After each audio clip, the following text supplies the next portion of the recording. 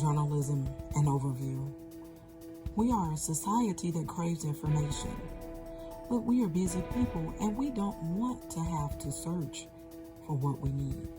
We want the news of the day brought to us, tied up in a nice package, presented in an easy to understand format. We want the ability to read about, listen to, or watch information that is relevant to our lives on demand.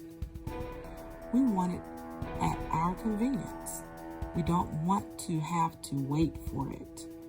We want the ability to get the main information in a hurry. And then, if we are interested, we want the ability to go back and study the details.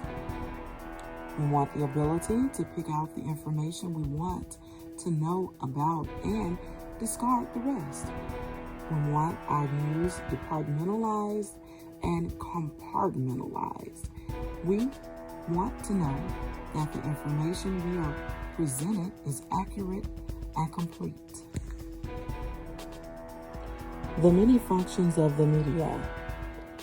American consumers of news want to have clear, accurate, unbiased information delivered to them in their newspaper and on their television and radio news programs. They are not interested in hearing the odds against having such a news package delivered to them. They just expect that it will happen. As a society, we have come to expect the media to perform the following functions. The political watchdog function. Journalists are charged with monitoring the activities of the government. The entertainment function. Not everything in life is serious. We want comic relief. We want comic strips. We want sound advice from Dear Abby. We want our MTV. The social function.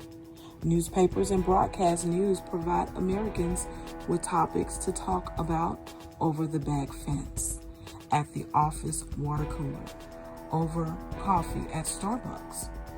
The economic function. Advertising carried in the media helps to stimulate the economy and provide consumers with information about available products and services. The record-keeping function.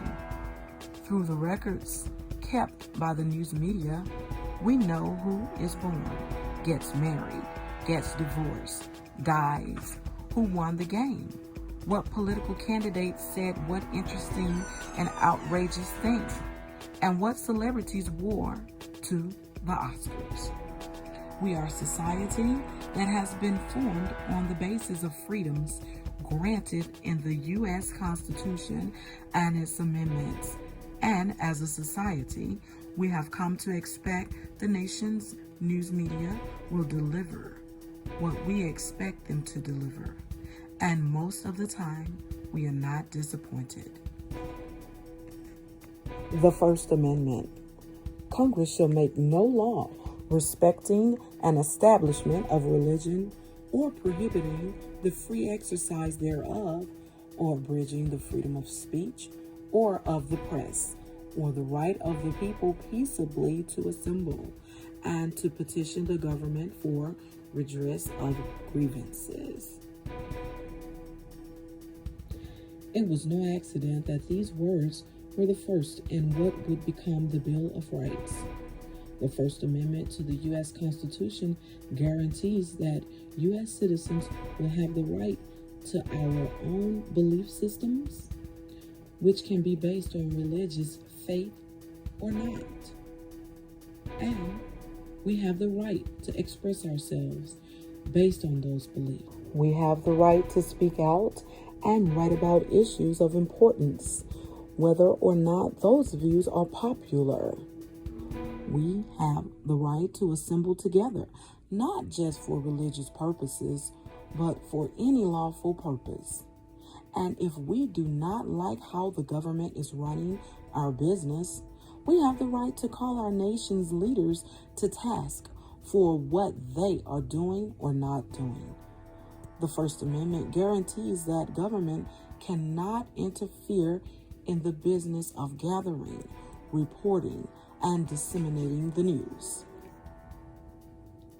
The government cannot come up with a licensing procedure for journalists. It cannot control the flow of news in any way. The people of America have a right to know what their government is doing, and they depend on the news media to keep them informed.